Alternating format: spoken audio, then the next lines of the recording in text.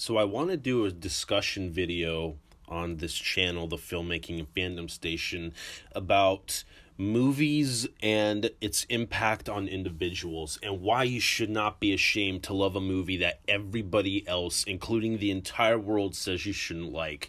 See, I don't usually do like these quote unquote deep kind of discussions on my channel. This channel is really based around filmmaking, my film editing, IMAX, my film projects, my film interviews with celebrities and filmmakers. But I feel like a lot of my audience, as of now, are up and coming filmmakers like me who may not be in the business currently like I am, but are wanting to step into it, or people who have just stepped into it. So I feel like I have an obligation myself to make a few of these discussion videos talking about maybe the side of entertainment that other people don't seem to really talk about or don't want to touch out of fear or rejection. I don't know, but I feel like I have an obligation, or at least a responsibility, to voice my thoughts on entertainment in the industry that I'm in. So this video, as you have guessed in the title, is going to be about the impact that a certain piece of entertainment gives you and why that's special. You know, even to this day, there are people online that give me guff about loving a certain movie that the world doesn't like, or loving a certain piece of art. It doesn't even have to be movies, whether it's music, film, paintings, books, anything, literature. It's just a very weird thing. And to get comments from people about, oh, the entire world didn't like this, so why should you? It's really a depressing, it's just a very closed-minded way of looking at things, in my opinion. And I've already made a couple of videos talking about online toxicity and how I do not defend it, and how the movie industry is, bombarded with people like this online. It's just terrible. But the reason I'm making this video is to let you know, the listener, that you should never be ashamed of whatever art you like and whatever art touches you. I'm going to minimize it to movies because this is what the channel is based on.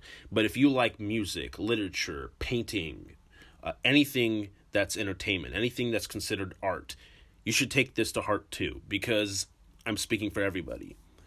Every fandom has toxicity in it. I don't care if one has more than the other. There's just people that are going to be negative for the sake of being negative.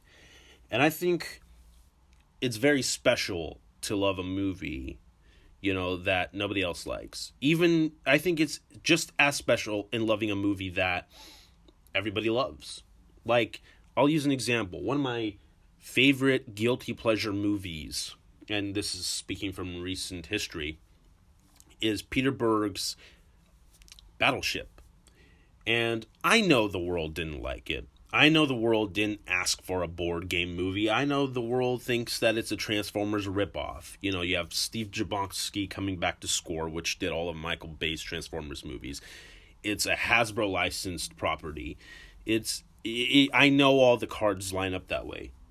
But I freaking love that movie. I think it's a high-octane, turn-your-brain-off kind of movie. And I've said before in other videos that I don't think it's a bad thing to love movies that don't require intelligence. Movies are supposed to be escapism. Whether they're rooted in reality or fantasy or just pure lunacy, it's art. And it's beautiful. And I have a big smile on my face watching that movie. I even tweeted last night that it's one of the best 4K movies I own, because the resolution on that 4K transform is amazing. The Dolby Atmos sound mix is freaking phenomenal, and the movie is just every boy's dream. I know, I'm using a film that hits more of the male audience than the female audience, but it doesn't matter, because there are films that hit the female audience more than the male audience that is special for them. And to have people be like, oh, just people that crap on your positivity for something.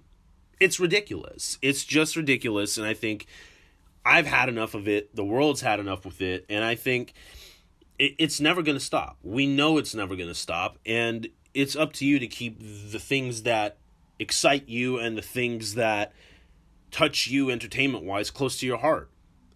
And I have people commenting on my Twitter saying, oh yeah, nobody asked for that movie, and Peter Berg should have known better to make that movie. He should have made another movie that he was already in the line to direct, and he chose Battleship. Well, if you do your research, you'll know that Peter Berg made this movie for his father, who was a naval historian. And he said, I was battling the idea of whether to make this an accurate war movie or make something complete fantasy. And then he realized, you know what? We've all had that fantasy of playing in the backyard, pretending we have machine guns, shooting down aliens. I mean, one of the most ultimate male fantasy is the military, Army, Navy in this case, versus extraterrestrial life. We've seen it done many times in movies. We've seen it done many times in comics, literature, even audiobooks. It's always going to be there. And I know people's argument is like, well, we've had that before in more intelligent movies. Sure, of course we have. What's wrong with making something that's just out of this world so ridiculous it's not real? I'm going to tell you, there's nothing wrong with it. There's nothing wrong with it. I did a full 2-hour epic in-depth spoiler discussion about The Rise of Skywalker. I know it's not the movie I really desired after The Last Jedi. And you know me, I'm a Last Jedi defender. But I love The Rise of Skywalker. It hit me in a way that, because I am a filmmaker that was inspired by Star Wars greatly, I think I have a bias towards it. But everybody has a bias. You cannot look at movies without a bias. It's just, that's why Rotten Tomatoes, at least the critics score and the critics reviews, don't mean jack shit anymore. It's the audience score that I look at. And obviously everybody looks at the critics, overall score out of curiosity. I do it. I've been guilty of doing it. But the ones I really pay attention to are the audience, because, there are movie reviews from the audience on Rotten Tomatoes. If you actually read them and not skim through them, there's some very intelligent people on there that explain why they love and why they don't love a certain movie. We always use Last Jedi as an example. There were more people that didn't like it than liked it, but both had intelligent arguments. If you actually go read the audience score reviews, not the critics, the audience score reviews, there are very intelligent people on there. And there are yes, you have the few people that are like, I fucking hate this movie, screw this movie. There's tons of those people online. Those are the people you got to watch out for. But if you actually skim the ones that have long paragraphs and actually read them, you might not necessarily agree with what they said. Hell, you might actually disagree with everything they said. But I'm more prone to read people with an opposite opinion than mine when it's intelligent, when they try to explain why they didn't like it instead of persuading me not to like it. There's a difference. My perspective might change over time in any sort of opinion on entertainment because I have an open mind. And when you have an open mind, you see all accounts. But when something really touches you, more than likely you're going to remain the same opinion. Some things about it that you think about might change, but the core essence of what you love about a certain film or any piece of entertainment is going to stay true to you. I'm never going to shame that I love Battleship. I'm never going to be ashamed in admitting I like the first half of X-Men Origins Wolverine. Hell, I'm not even going to be ashamed that I love the Star Wars prequels, knowing the issues in that. And some people I know are going to comment saying, well, you're a filmmaker, you should see the flaws. You should see what makes a movie bad. You should see what make movies good. It's a fair argument, and I'm not going to lie. That's a very fair argument when it's done intelligently. But I got into movies because of the pure escapism. I fell in love with movies even before I became a filmmaker because I loved movies. I loved escapism. I loved fantasy. I will admit it right now, and I've admitted it before. I don't want to live in a real world anymore.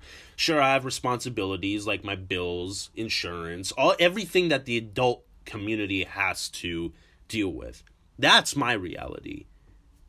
But my reality for the rest of my life, and the rest of my life that does not have to do with my living, is living in a fantasy. And I feel like I'm so lucky that I earn a living making fantasy. As an editor, making movies that are whether And even though I'm still at the independent stage of my career, I just feel very humbled and ecstatic that I get to tell stories that have to do with real life situations and fantasy situations. I'm cutting a documentary right now that I've mentioned before that Kimbo Slice Jr. is producing about the first ever Martial Arts Hall of Fame inducting bare knuckle fighters and bodyguards. That's a huge, tremendous honor for those guys, and I'm helping tell that story. I'm editing the first ever documentary telling that story. That's not fiction. That's real. I get to tell people stories that are real. But I'm also ecstatic that I get to tell movies that are made up, and I get to explain situations that are relatable through fantasy. It's just there. And sure, there are movies that are made that are nonsense. Sure, there are movies that are made that don't make sense, and there are movies that are just too wacky to be in this world. But if you love it, if you truly, truly love something that nobody else does, and if you truly love something that people are going to say you're wrong for loving, if people say that you're wrong for liking this kind of movie because it's not real, how could you support a movie that's so unrealistic that it turns your brain off? Because it's entertainment, and it hit me personally. There are movies everywhere that people are afraid to admit they love because of the public backlash. I don't care how you put it. If people say they don't, they're lying. It's bullshit. Everybody has movies that they love that majority of the world doesn't like. And in fact, most people, this is just me spitballing and assuming, again, in quotation marks, I am assuming, because I don't know everybody in the world, that's impossible. But I bet you a lot of people in this world love more movies that most of the world doesn't like.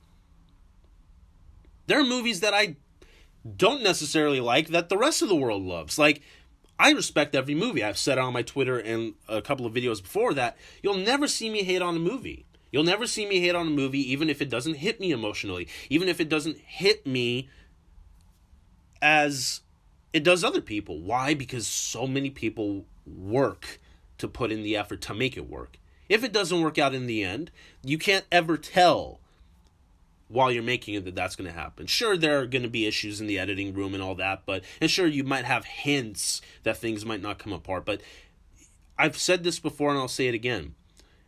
I don't take public backlash and toxicity to heart because I know if I make a product, and if you're an artist listening to this, if you make a piece of entertainment, whether it's film, literature, music, what have you, there's going to be a niche group of people. I don't even want to say niche because there could be more people, more than amount of people that transcend niche that will love your work. Somebody's going to realize that there's something special in it.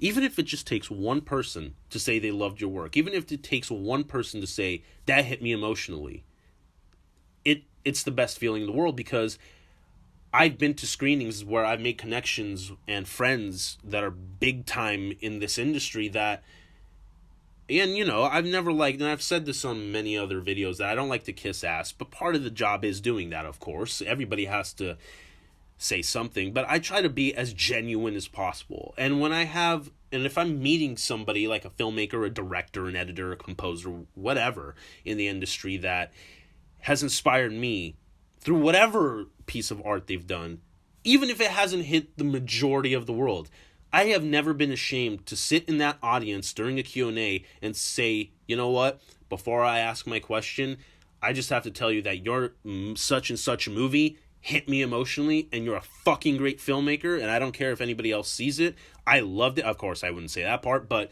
you get the gist. I am not ashamed to compliment the artist that has touched me, because I know how much it would mean to that person. Again, I'm just in the independent phase of my filmmaking career. These guys have made hundreds of movies that are top dogs in the industry that still get shit. The process isn't any different, except for the budget being a lot higher, a lot more expectations from the studio and the fan base, a lot more visual effects time. It doesn't matter. The directing, the acting, the post-production, the pre-production is all the same. It's just a lot more stressful, and it's a lot more demanding. But the core idea of telling a story is the same. And please, the next time you're out at a screening, or the next time you run into a celebrity that has touched you, please do not hesitate to tell them how much you've loved a certain work of theirs that's really touched you, regardless if you're surrounded by people that might laugh at you. You're not being yourself, and you're not accepting the artist who you are, or you're not accepting the movies that made you you if you cannot tell that person that. I'm sorry. I'm just lucky that I've discovered confidence at an early age. You know, I don't want to get too deep, and I know that sounds very narcissistic of me, but it's true. I've become very confident very young in my life. Before I even knew what a career was, I was very confident. Sure, there's issues with everybody we have in this life, but I've been very confident. I've known and I've said it before, I've known that I wanted to be a filmmaker my entire life, and I'm living that dream, and I love it. And I know a lot of people don't have that opportunity. A lot of people are still discovering what they want to do. And this even transcends art. If you're into psychology, if you're into law, if you're into culinary, everything, the word art is very generalized in my opinion. I think art is whatever touches you. You know, if you want to be a doctor and help other people, that's your art. Your art is helping people get better. My art is entertaining people. People's art in law is to help the innocent, majority of the time. My art helps entertain people. Your art might help heal people. It doesn't matter. I'm not associated with all that, but you get what I'm saying. There's something in every career that touches you. And specifically back to the art of entertainment, it's just very humbling when somebody tells you, I loved your work. I love to hear that. I'm sure they love to hear that. I have very, very supportive fans on Twitter that know I'm on the indie stage, that know that I don't have the biggest box office movies to show for myself, but have supported my IMAX 70mm film preservation, that have supported me in my resurgence to YouTube and doing these podcasts and uploading more IMAX videos and celebrity and director interviews and the documentary I'm cutting and the 3 more projects I've been recently contracted for. Everybody has supported me. Well, everybody that I know that isn't toxic, and everybody that I know that genuinely means it. And that's majority of you. And even you listeners on YouTube, thank you so much for the support, because it means a lot. It's not even so much so the support on one video. Your support helps motivate me to do what I do, because I make movies because I love movies. I make movies because I want you to see my ideas. And if not every one of my ideas, or not every one of the projects I'm associated with hits with you, that's okay. It's going to hit somebody. And I know that at some point, another project of mine is going to hit the people that my other projects didn't hit. It's an experiment. In film, in any art, you can afford to fail. It's not so much about, yes, when you work on a bigger budgeted movie, I understand. You can't afford to fail as much. But when you're at least in the post-production side of things, you're always going to get another job because you helped that movie become a movie. You helped that inception of an idea become a reality on the screen. And you're always going to be in demand because there's people that are going to recognize your talent, whether the movie didn't work at all. If in every movie, even ones that don't work, have talent behind it. That's why it gets made. A movie, even a bad movie, does not get made if there aren't talented people behind it. And no, I'm not going to listen to the comments that said, bad movie have non-talented people in it. Bullshit. It just happens that some people know how to do their job better than others. It just doesn't mean that people are not talented. You have to take risks with people. The people that weren't good back then are great now. And there's people that accept where they fall in entertainment and they stick there. There's people that I know in the industry that have climbed from independent to the big budget film. They might have had one big budget film that hit the audience and it became a mega phenomenon, but they keep doing it and it doesn't so much as their first big phenomenon. And they say, you know what? That was one and done for me. I'm going to go back to my independent level, the place that I strike true in myself and where my audience seems to love me at most. And then when I have more confidence in myself, I'll go again and try the big budget movie again. And if that don't work, I still have a fallback. I'll go back to independent pictures. It's just the way it works. And This idea that people want to put you down because they can't do it, and people want to put you down because they don't love a movie, screw them. Screw them. They can't dictate who you are. They cannot dictate what you love. If a piece of entertainment has influenced you to be an art, whether that piece of entertainment you're embarrassed to share with the rest of the world, keep it to yourself. At least keep it to yourself. Never be ashamed of whatever movie and whatever piece of art has inspired you into the world of entertainment.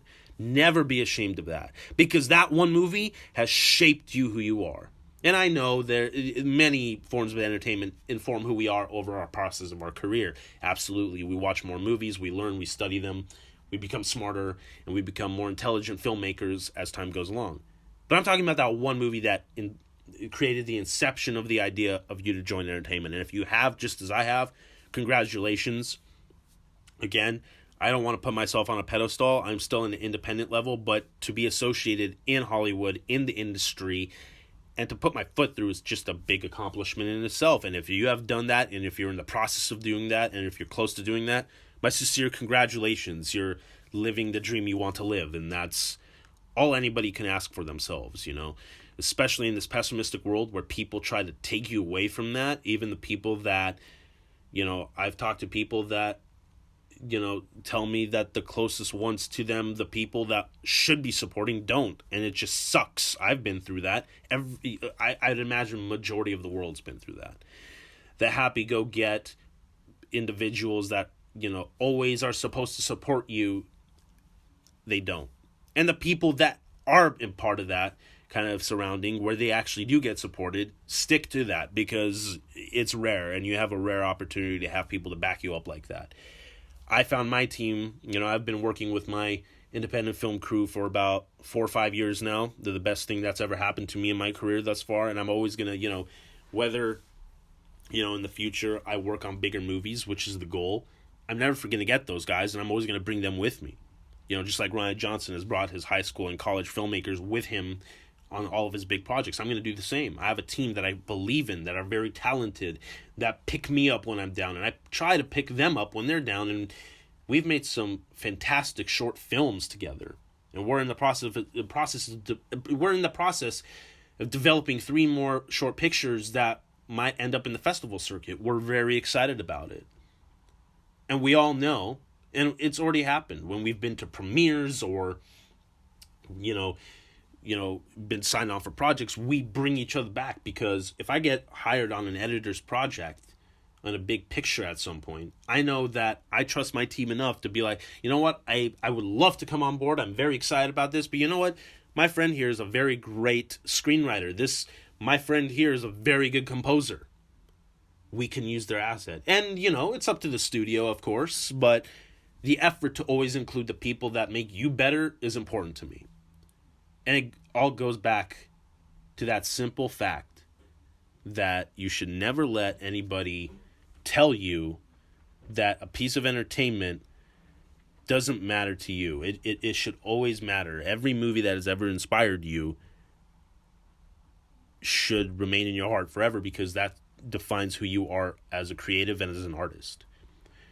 So thank you for listening to this, small discussion video on entertainment. I know it's an unusual one for this channel, but I felt like I really needed to pour my passion out to tell you guys that it's okay to feel that way. You guys can follow me here on the Filmmaking Fandom Station on YouTube, and I'm a film editor on Twitter and Instagram. And thanks for listening, guys. As always, thanks for the support, and we'll talk to you guys soon.